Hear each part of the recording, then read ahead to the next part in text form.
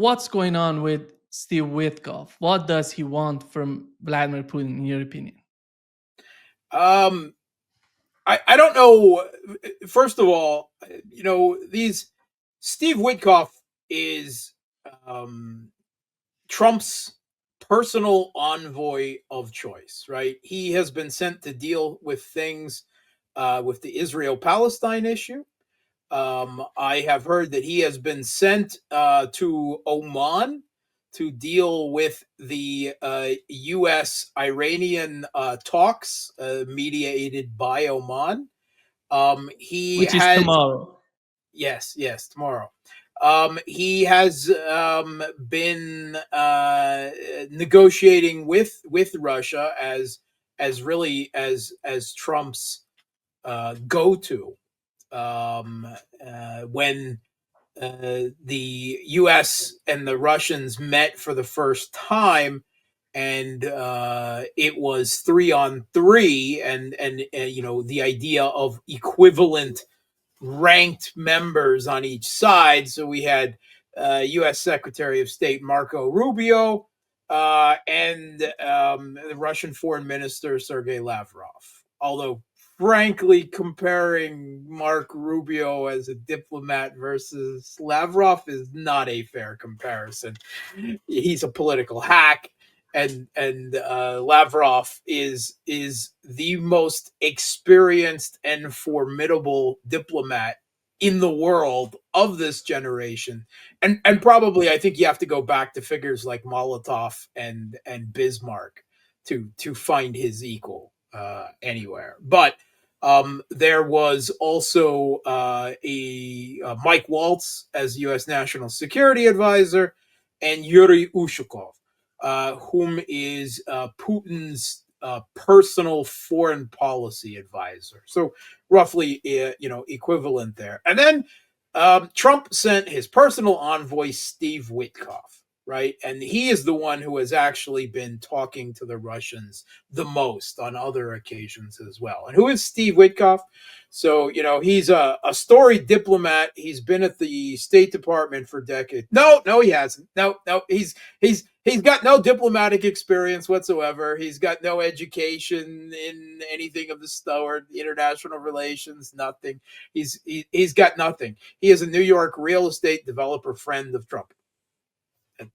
Trump trusts him. That's it. I mean, I've heard people describe him as charming, as I don't know. He seems like a used car salesman, frankly, to me. All right, he's kind of slimy. I don't know. But so you have to weigh these things here. With Trump's choice of him, he's got no experience, right, dealing with the most crucial issue of our times, right?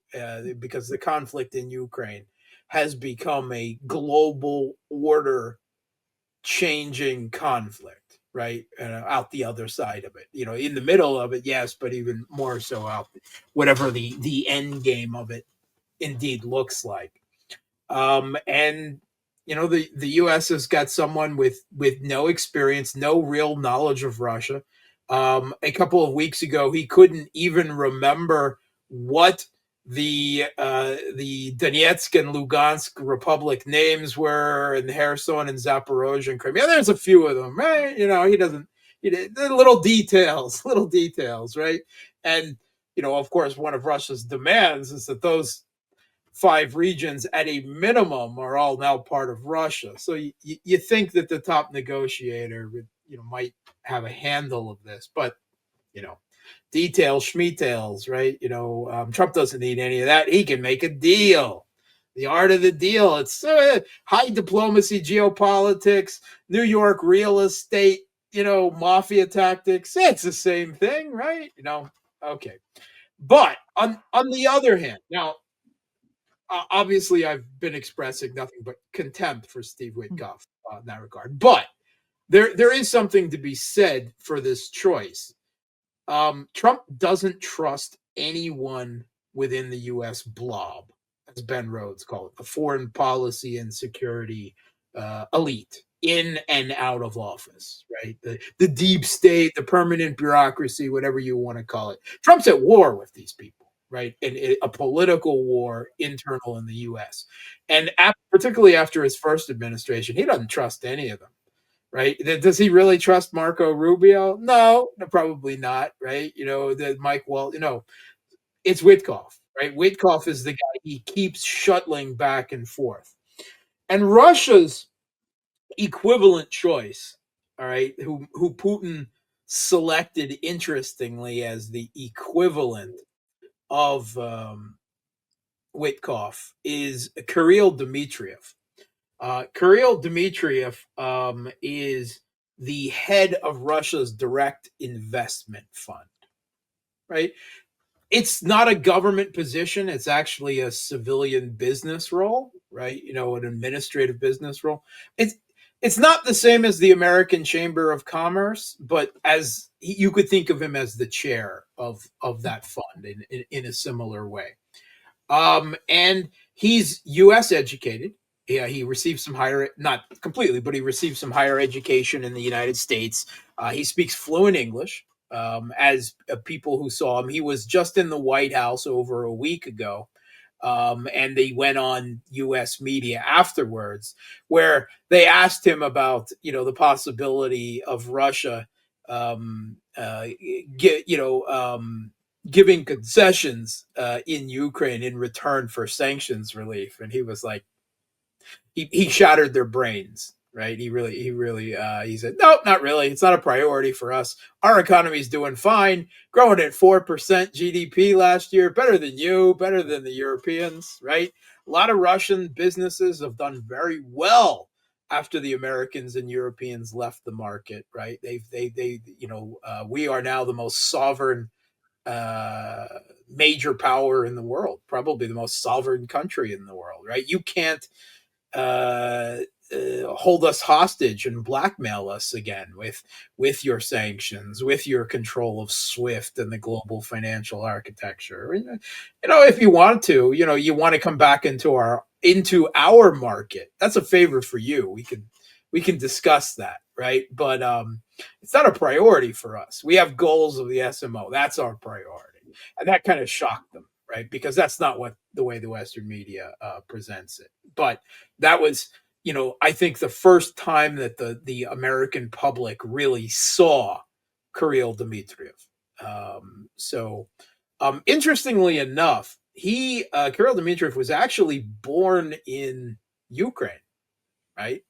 He was born in Kiev, and Zalinski has declared him a traitor separatist and ordered his arrest because, you know, that never mind the fact that he's a Russian citizen now. Now he was born in Ukraine and now he's a traitor, and so he must be dealt with because the regime that Zelensky leads, the Maidan regime, has assassinated, murdered thousands of East Ukrainians, right? Of Ukrainians who didn't agree with the 2014 US backed Maidan putsch and everything that has happened since, right? Militia leaders, politicians, activists, administrators, anyone, right? I mean, they've killed hundreds. It's got to be up into the thousands. And then they're quite proud about it. It was openly admitted by Budanov and others, right? The Ukrainian military intelligence was rebuilt from the ground up by the CIA, effectively as an assassination machine, right, to kill dissidents, Ukrainian dissidents. Now, Kirill's not a dissident, he's long since become a Russian, but that doesn't stop Zelensky from regarding him as a traitor. And he's not the only one. Alexei Zabritsky is currently one of the Russian cosmonauts on the International Space Station, right? But Zabritsky, young guy, for the role, very accomplished. He was born in Zaporozhye, and he went to a military academy and became a pilot in Kharkov, and then served in the Ukrainian military as a pilot. Well, when 2014 happened and Crimea had the referendum to return to Russia, the majority of the Ukrainian Navy and Air Force, right, they defected to Russia, right? Radio Free Europe, Radio Liberty even had, I'm sure it's out there somewhere still, a video report on it where they admitted that 75% of the Ukrainian Navy defected to Russia, right? And he was one of them, right? And he was good as a pilot, and he earned trust, and he made accomplishments, and he was selected for cosmonaut training, and he was selected to actually be sent into space. And Zalinski regards him as a traitor and a deserter, right? Obviously, he should be, conscripted and sent to the front in the trenches like everyone else, right? And he has ordered his arrest, right? So obviously, the Ukrainians are gonna, I don't know, jet up to the International Space Station and put Zabritsky in handcuffs any day now. It's madness. The man is mad. He hates Russians. He admitted it, and these people self-identify as Russians. And Lavrov pointed out today, how can we let this man govern any ethnic Russians or pro-Russians or Russian speakers in Ukraine? He said that he has hatred for them and that it fuels him, despite the fact that he, of course, is a native Russian speaker himself, right? He speaks Ukrainian, not very well. It's not his mother tongue. He made his comedic fortune in the Russian language. You can't even show his movies without, having them dubbed over in Ukraine today. But, that is who Zelensky is. So, I mean, Zabritsky, Dmitriev, they fall in the same category. And Dmitriev, again, is the equivalent of Witkov, someone that Putin trusts but is seen as a business person who can speak the language of Witkov and Trump. And now Witkov is in Moscow, and it's not hard to guess that he is being sent to try to jumpstart relations, right? There was just another meeting in Istanbul at a diplomatic technical level that is going through the arduous process of correctly restoring diplomatic function between the two countries that were down to skeleton crews and harassment of of the diplomats and everything. And they're negotiating things like Russia is demanding the diplomatic territory that was, according to the Russian point of view, illegally seized under international law by the United States, by the then Obama administration. And there's also a question of banking, like simply for the diplomats to be able to, have an account and buy things and so forth. And the Americans, they want the right to hire Russians citizens to work at the U.S. embassy in Moscow again. Because these are, boring things for most people, right? I mean, that's not what you're tuning in to hear about the conflict and geopolitics. And U.S. and Russia right now are haggling over banking rights for diplomatic, units and hiring locals to do embassy functions and things like that. I mean, that's what's going on. And as far as any peace settlement goes, right, that's dead.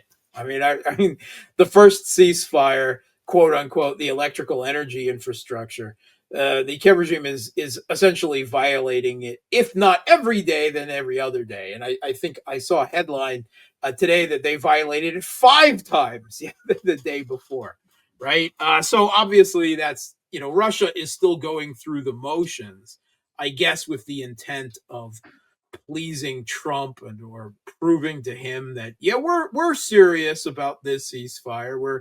But the reality is, of course, is that Russia doesn't need to hit the Kiev regime's energy infrastructure. It usually launches its missile salvos with like a month in between them, right? When it does assessment and finds out, what it heat needs, what they are able to repair, what they're not, what it able need to hit next.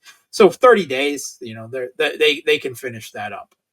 And then point out that it's the Kiev regime who doesn't want peace. The reality is that no one wants peace except for the United States, right? At this moment, right? And they want peace to save a U.S. proxy regime in Kiev. That's why they want peace, because they lost this war. The U.S., NATO, the Kiev regime proxies lost this war against Russia, or if not lost it, are well on the way to losing it, right? With no real hope of altering that capability, unless some type of deal is cut, right? Some peace settlement to save it. That's why Russia, the Kiev regime, Europe, they all want peace, but only on their own terms, right? If it's not their terms, they have no interest in peace, and so the Black Sea Initiative, the grain deal 3.0, right? Russia asked for is, okay, when there was an original grain deal,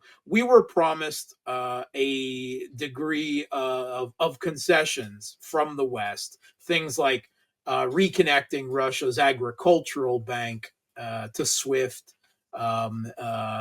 making it possible to get maritime insurance for its ships, because, well, if the issue is getting grain to the world, especially the developing world, yeah, Ukraine was the fifth biggest exporter of grain in the world. When this all started, Russia's number one, right? They have a lot more grain, right? A lot more. They're also number one in fertilizer, by the way, and these other things. And they're like, if this is supposedly out of humanitarian concern for the world food markets, we're all on board that, but yeah, we're a much bigger part of that than Ukraine. So you need to stop your, all your sanctions instruments that inhibit us from getting our grain and fertilizer to global markets that need it, our agricultural products. And the West, of course, never fulfilled those agreements, right? Once again, they broke the terms of a deal brokered with Russia and laughed all the way to the bank, right? Now the Europeans are refusing to meet any of these conditions, right? And the SWIFT banking system is in Belgium, and Europe has considerable say, along with the US, and what happens there.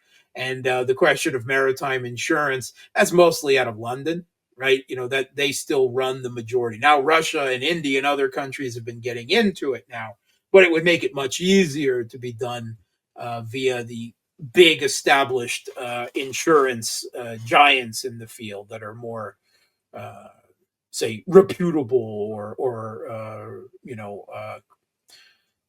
have a degree of trust, long term business, and so the UK said no, right? And the same issue with ports and the like. So that's also dead in the water. The Europeans are stymied that, and right now there is no scheduled meeting that I'm aware of, that I don't think anyone's reported on, between Russia and the U.S. Between officials of Russia and the U.S. to discuss the conflict in Ukraine. They're not doing that, right? Russia and the US are working on improving bilateral relations. That's what this meeting in Istanbul, a second meeting on the issue of diplomatic work, restoring basic diplomatic functions. That's what that's about. And Russia is considering these two tracks, right? On one hand, it's bilaterally improving relations with the US as much as is possible, taking this window of opportunity with the Trump administration, right? And on the other hand is a diplomatic settlement of the conflict in Ukraine, right? And as far as Russia's concerned, it should only be limited overlap between those two issues. And if this one doesn't work out, well, we should still try to improve relations otherwise, because there's a whole bunch of other things, crises in the world, that Russia and the US should and really need to talk to each other about, like the US threats of bombing Iran, right?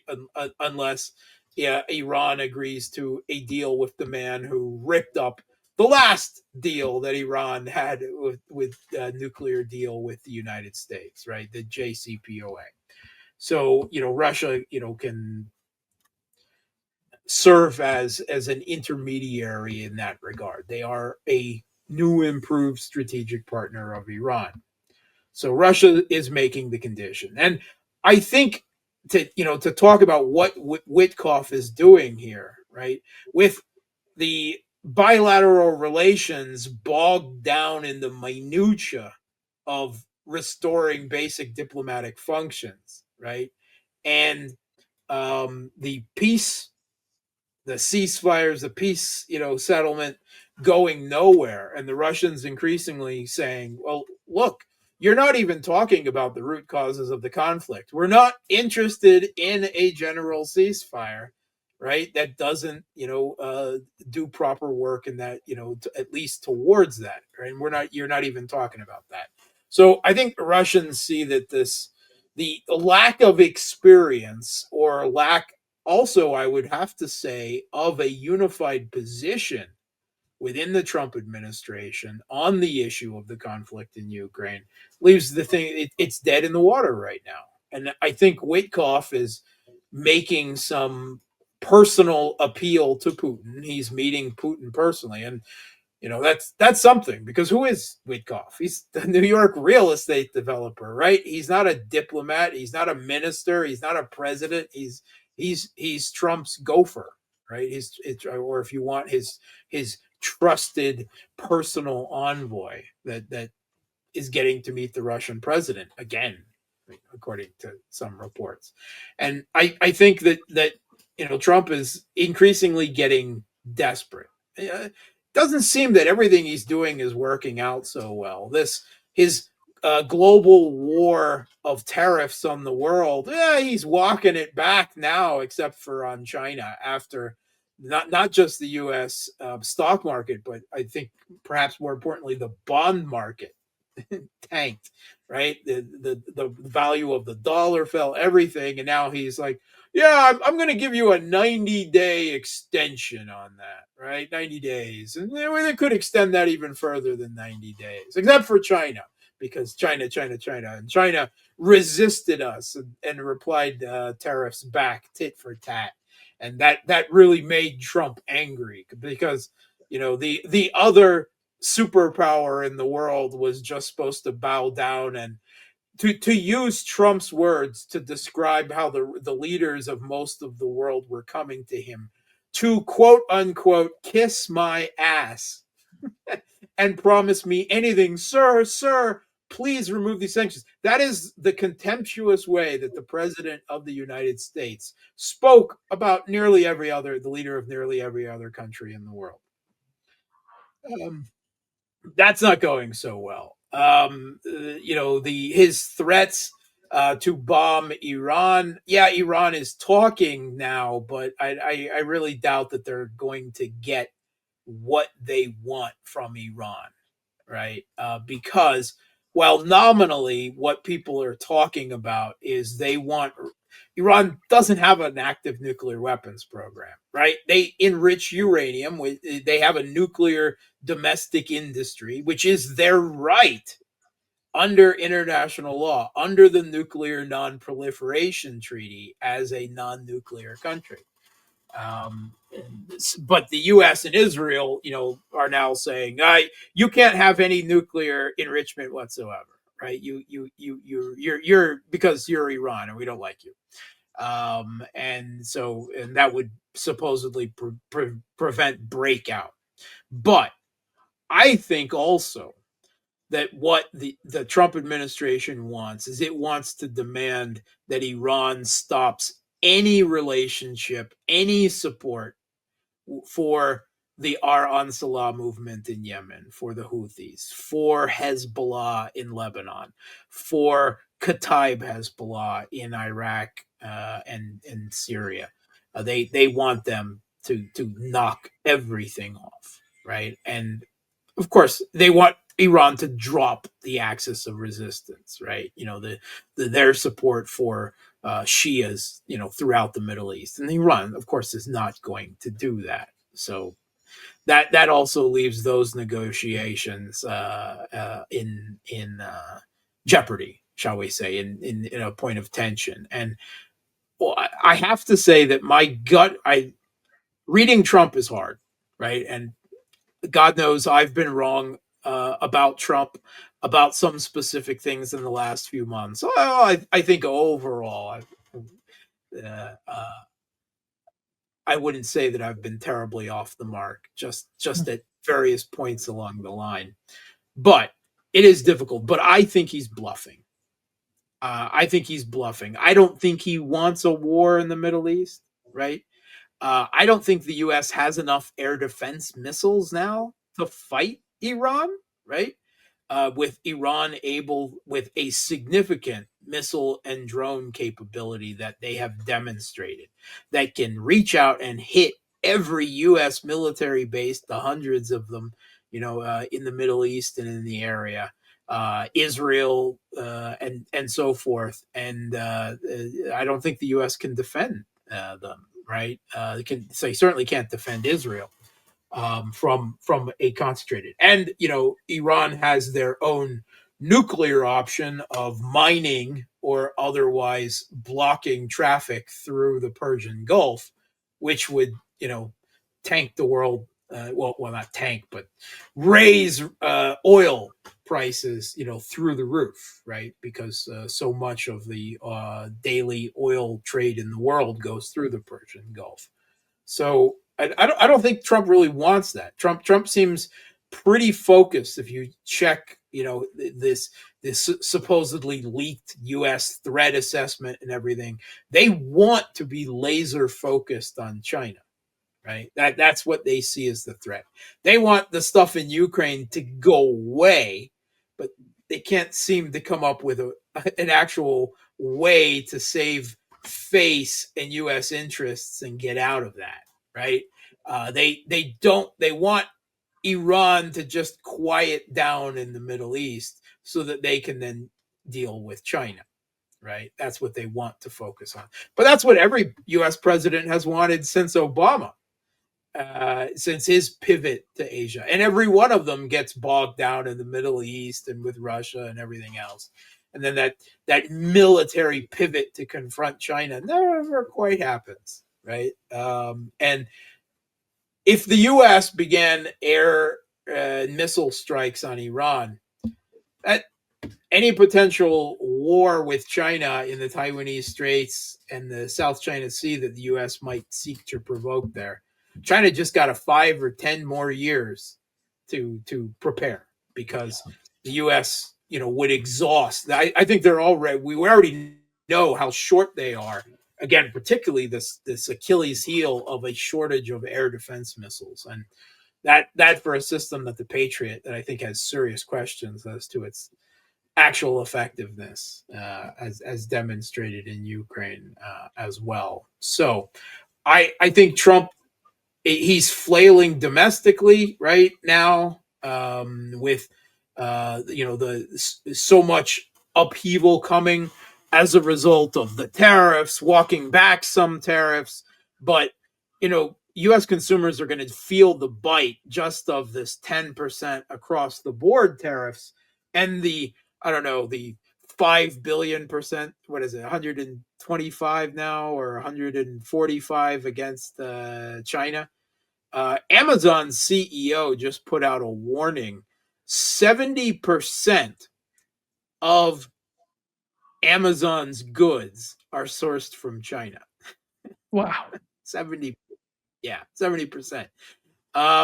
So obviously the US consumer is going to be feeling the bite very soon, right? And Trump's got to win midterm elections. If he doesn't win midterm elections, then he won't be able to get much done for the next the remaining 2 years of his administration. He'll probably be fighting another impeachment, right? Because that's the lawfare, the way the U.S. works now. So he's got to find some way to salvage the domestic situation.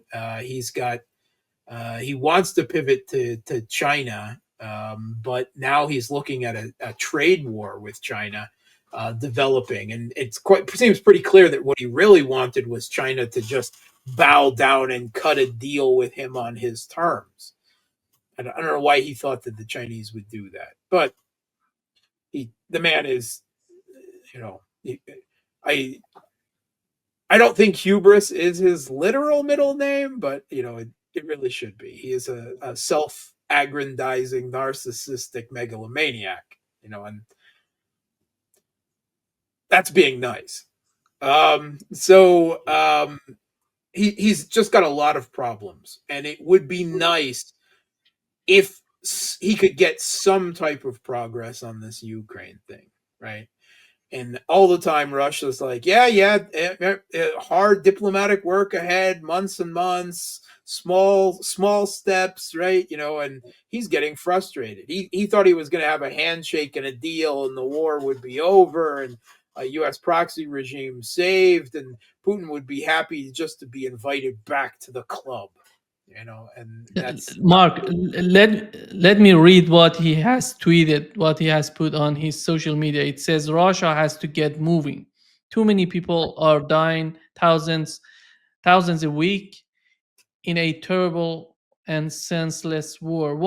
To which direction he wants to move Russia? He wants Russia to move, and what is that direction in the mind of the Trump administration and Trump himself? Yeah, he wants a ceasefire. He wants a period where the guns stop so that the West can rearm and resupply, and they can continue to mobilize and save the Kiev regime. That's what he wants. Oh, the people are dying. Yeah, the people are dying in Yemen too because you're bombing them, right? And you're threatening to bomb Iran. Don't give me this bleeding heart. Don't pretend that Trump is some type of humanitarian. That's just sick, right? We're talking about the guy who assassinated Qasem Soleimani in Iraq with a number of top Iraqi generals, by the way, as well, right? This Trump as a peacemaker is just absolute pablum, right? I mean, you really have to be a Trump fanboy, mindless drone to take any of that seriously. But that's what he wants, right? He wants a deal that will, maybe frozen conflict, a ceasefire leading to a frozen conflict to give time for the situation to change and for him to focus on other things because he doesn't want to deal with this. And, Russia's not interested in that. Russia's been very specific. They're not interested. They want a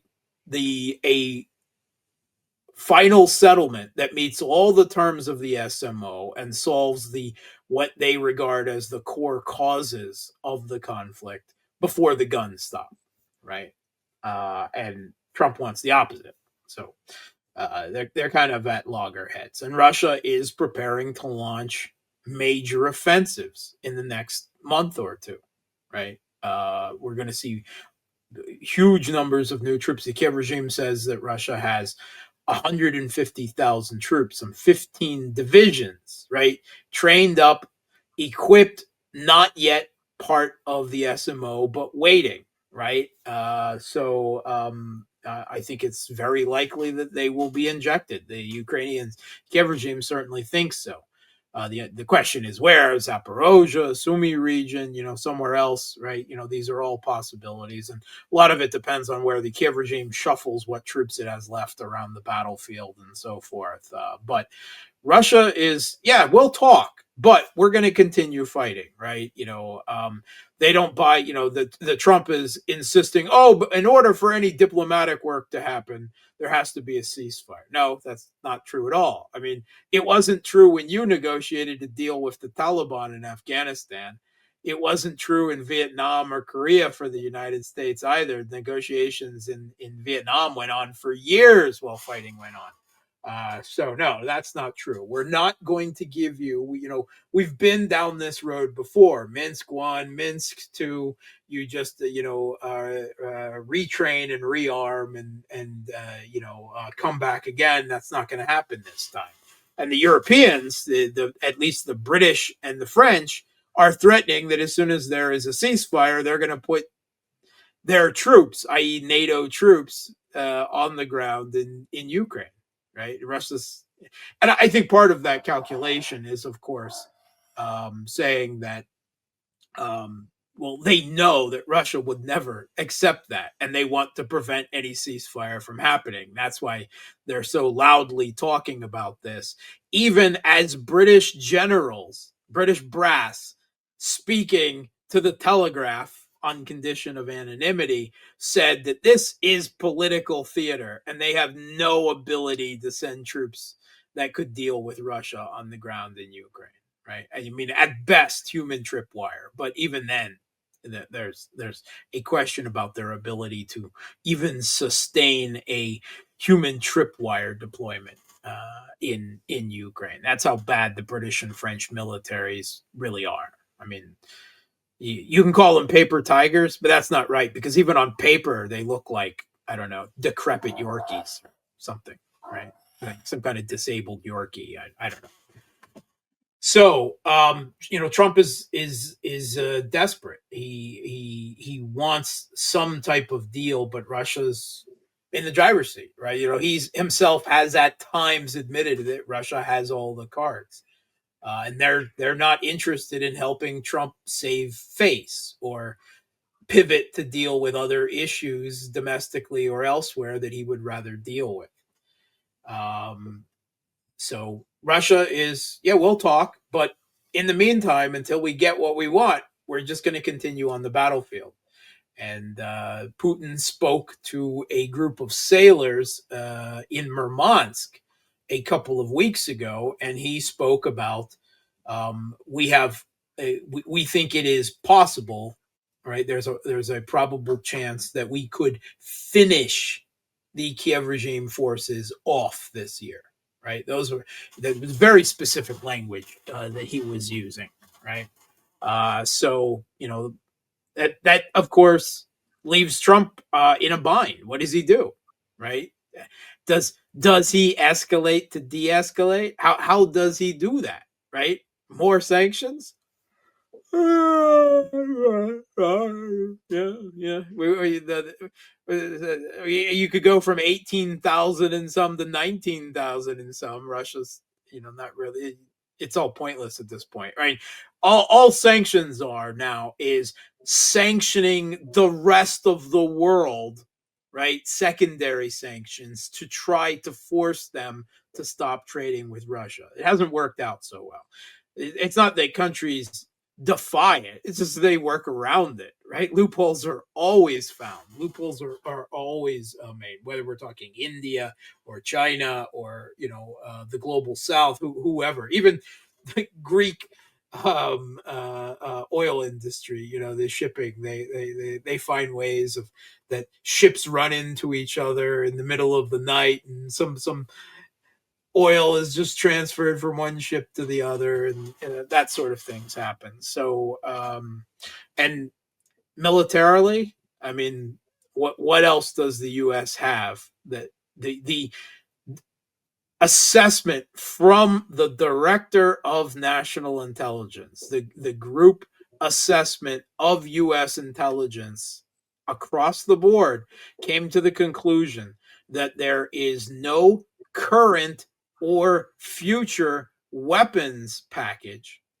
that the U.S. could deliver to Ukraine that would change the fact that Russia has the advantage, a severe advantage on the battlefield. That was admitted, by by the office of the director of national intelligence just a few weeks ago. So, I mean, the Trump administration is aware of that. They can make things tougher, they can drag things out, they can make it bloodier, but at the end of the day, they're not going to change that reality. The reality of a war of attrition where Russia's military industrial complex is geared up and outperforming the entirety of the West, the entirety of NATO, by, as Mark Ruda has pointed out, by more than 3 times. And the Russian troops are motivated, right? Sierski just admitted today that the size of the Russian military is growing, right, every month by several thousand troops. Right. I mean that's net. Losses, new troops coming in, and they're growing by several thousand troops every month.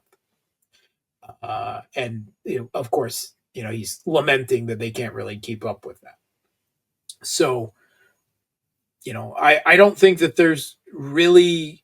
I think that both sides, particularly the Trump administration, will go through the motions of continuing talks about ceasefires, about peace settlement and everything. But at the end of the day, Putin is very politely saying "niet," is saying no to Trump.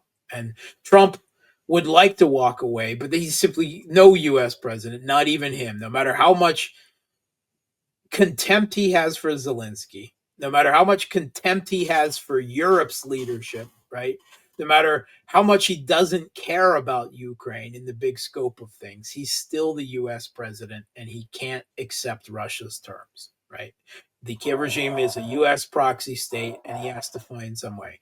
I'm sure that it's some part of him would like to walk away, wash his hands, say this is Biden's mess, but uh, he hasn't given any real indication that he has that political will that he would be willing to expend the necessary amount of domestic political capital to do that. So that leaves him in a bind, and the conflict goes on, and it will go on, for some time, even without the U.S.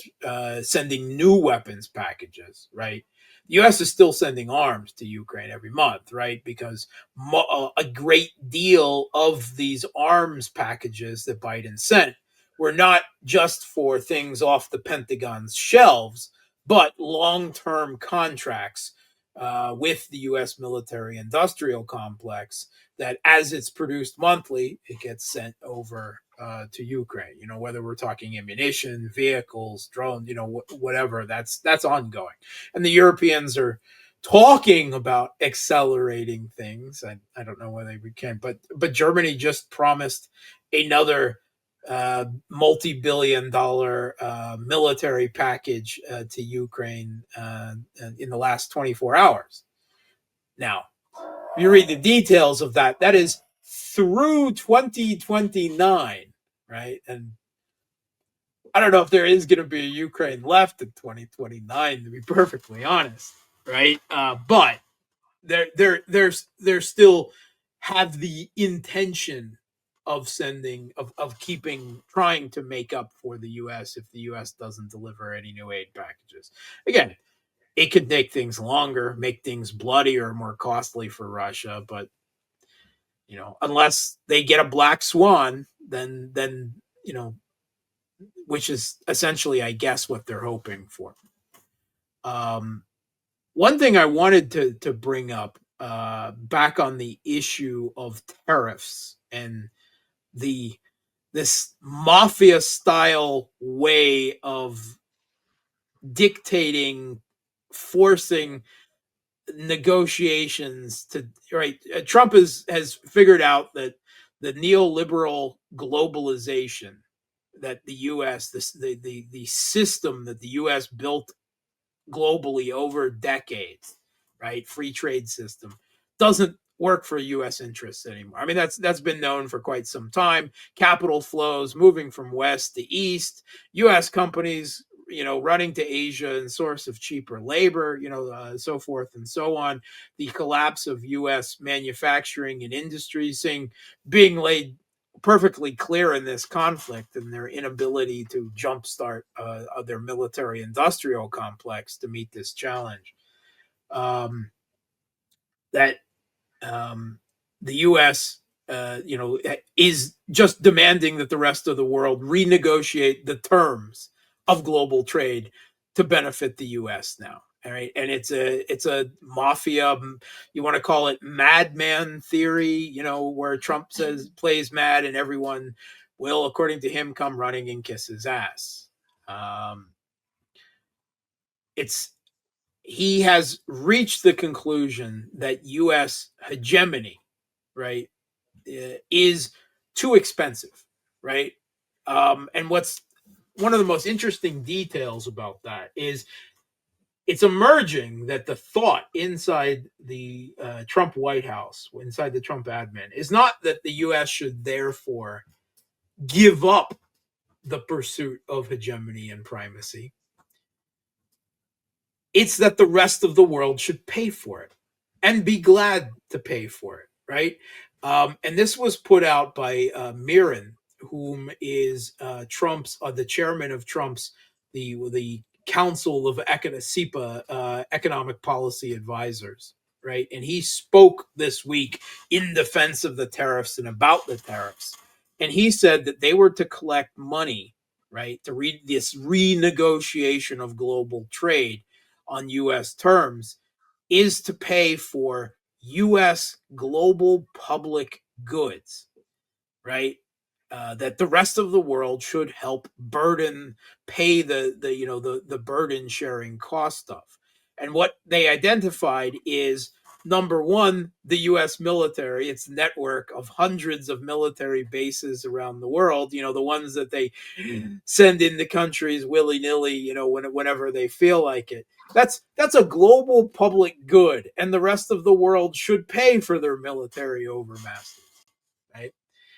And the second was the use of the dollar as the global reserve currency. That's expensive. That requires the U.S. to run trade deficits and the like, and that's too expensive, right? And you should pay. The rest of the world should pay the U.S. for the privilege of using the dollar, right? That's now. Never mind that Trump himself has threatened to destroy BRICS if they dare to even think about creating an alternative currency, and everyone has to have the dollar force. That contradiction, of course, never really occurs to them. And the fact that they can run $37 trillion national deficits and onto the moon because the dollar is the currency of global trade still for, well, not for Russia anymore, but for much of the rest of the world. um, you should pay for that privilege. That's what they're saying. That's what the tariffs are for. The tariffs are so that the U.S. can continue in the role as hegemon in the pursuit of primacy, but the rest of the world should pay for it. That is such so much hubris. So it just boggles the mind, right? That I mean, that they think it is one thing, but that they come out and say it openly is, you know, I know some people had hope that the Trump administration would represent some kind of break with the past, and there's been some break in methodology, right? But ultimately, again, the Trump administration doesn't even intend to abandon hegemony. They just want to force the rest of the world to pay for it. So, as far as I'm concerned, battle lines are drawn. Now the Chinese are stepping up to the plate as well.